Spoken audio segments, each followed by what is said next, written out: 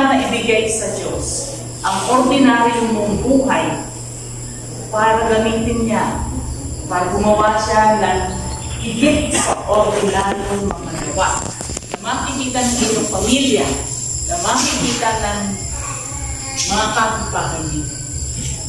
Willing na ba? So yun ang tanong natin. Alam niyo yan yung kwento ng buhay ni Moses. Yan yung kwento ng buhay ni Moises. Si Moises, kung na-encounter niyo na yung story ni Moises, alam niyo na pinanganak siya noong panahon na yung paraon, yung leader ng Egypto, ng Egypt, nakita niya dumadami yung mga lahi ni Moises. At nag-threaten siya na baka pag dumami yung mga yan, at yan ay nag-alsa laban sa akin, ay baka tayo matalo. So, ang ginawa ng paraon, inupusan niya yung mga kumadrona. Bawat ipapanganak na lalaki, patayin. So, dun sa panahon na yung pinanganak si Moises.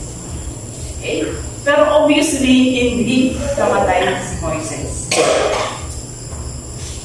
Kahit pinanganak siya sa panahon na yon, ang nangyari, gumawa ang Diyos ng milagro, at sa halip na siya'y mamatay, inampun pa siya ng anak ng Paraon. Inampun pa siya ng prinsesa. Lumaki siya doon sa palasyo. Can you imagine that? You know? Yung dapat sana pinatay, lumaki sa palasyo. Pero nakapatay siya ng tao sa araw. Kaya nangyari, dahil nakapatay siya ng tao, tumakas siya. Tumakas siya, tumakbo siya, at namuhay siya ng malayo sa palasyo. Pero nakatagpo niya ang Diyos. Nakatagpo niya ang Diyos, pero nung panahon na kinatagpo siya ng Diyos o kinausap siya ng Diyos, siya ay isa na lamang ordinary tao.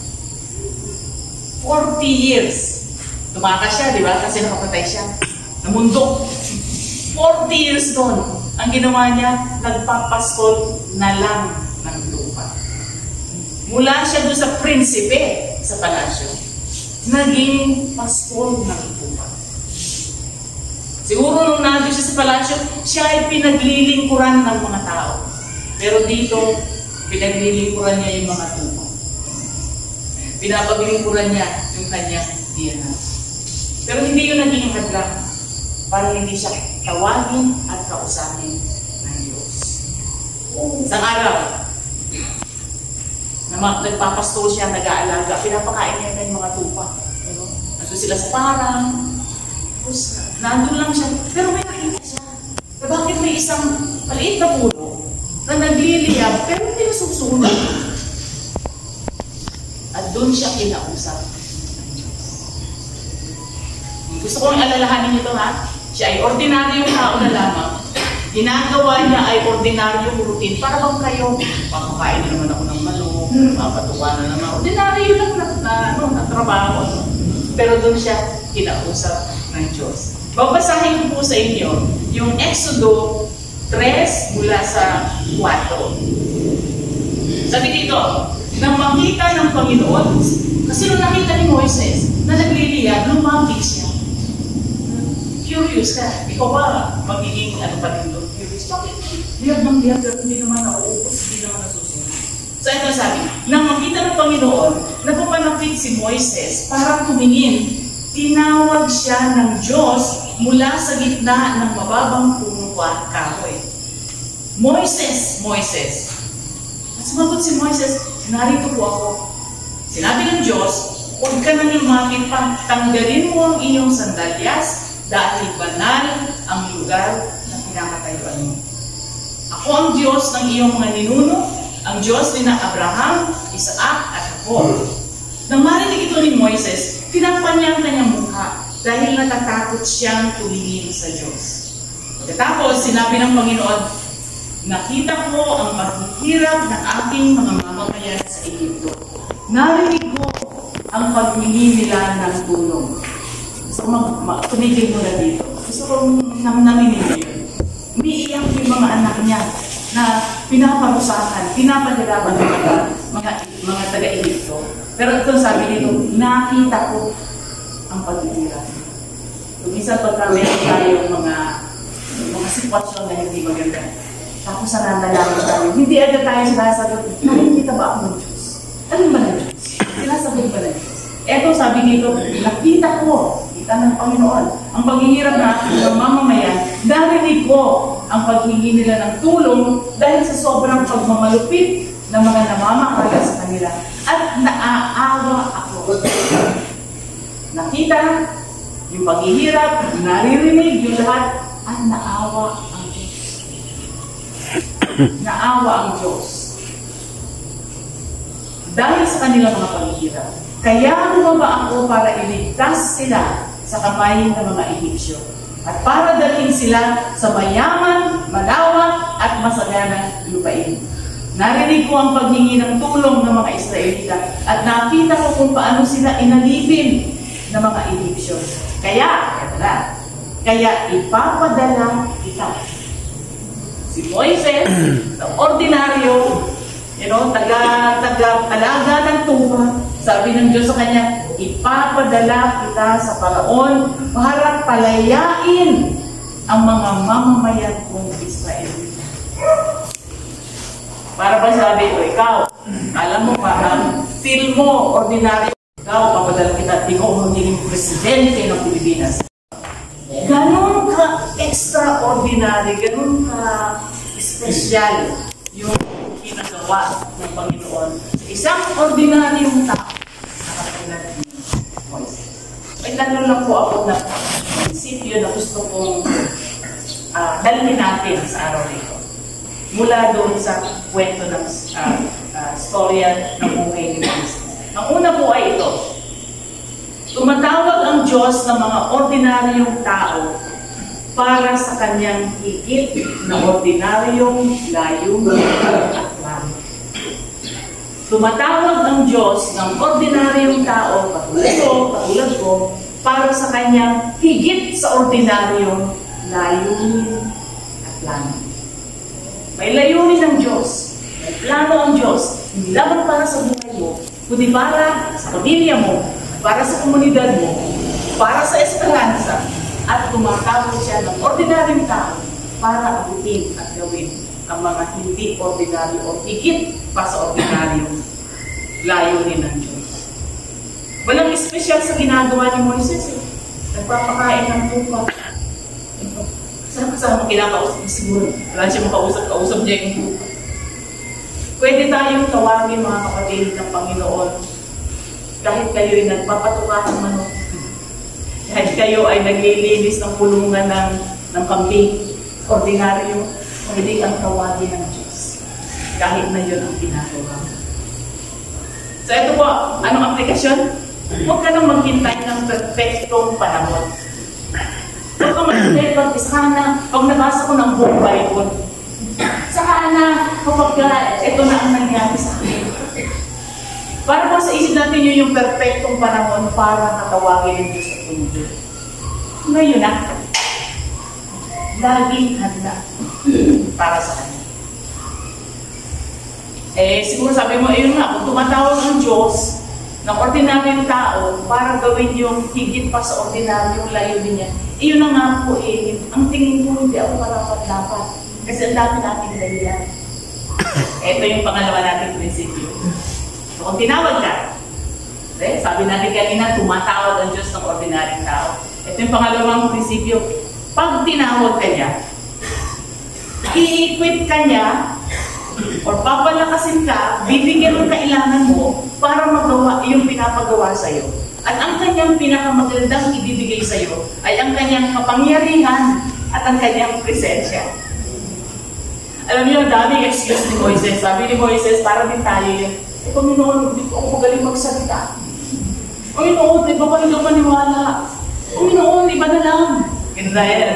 Pagkakarinig natin ng Diyos, may binabago. Lord, yun ang mas madali sa akin. Yun na lang po.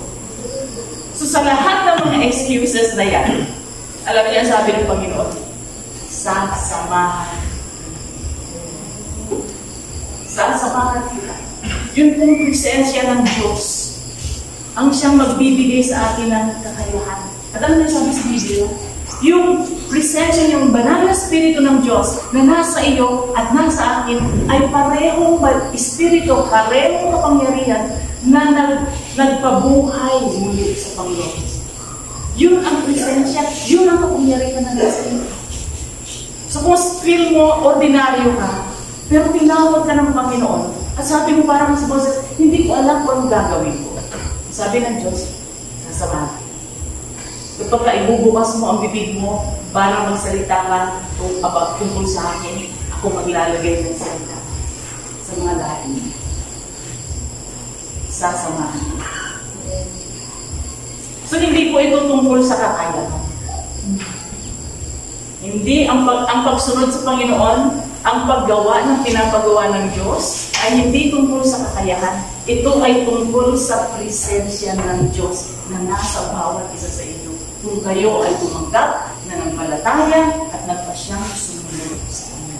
Nasa iyo ang presensya ng Diyos. Nasa iyo ang Diyos mismo. At hindi siya umaalis. Ano kung kasala ka, babay na, alisan mo. Nasa iyo siya. At yun ang ating kasama. So ito po ang application. Hindi naghahanap ng Diyos, ang Diyos ng mataas ang kwalifikasyon. Ang hinahanap niya ay laan, pusong willing na sumunod sa Panginoon at pwede sabihin, Lord, andito po ako. Alam niyo naman po anong meron ako. Pero tinawag mo ako, susunod ako sa iyo. Yun ang hinahanap ng Diyos. Hindi niya hinahanap yung mataas na pinag-aralan, maraming alam, magaling. Kung ikaw ay maraming alam at magaling, lalo nang ibigay mo yun sa Panginoon.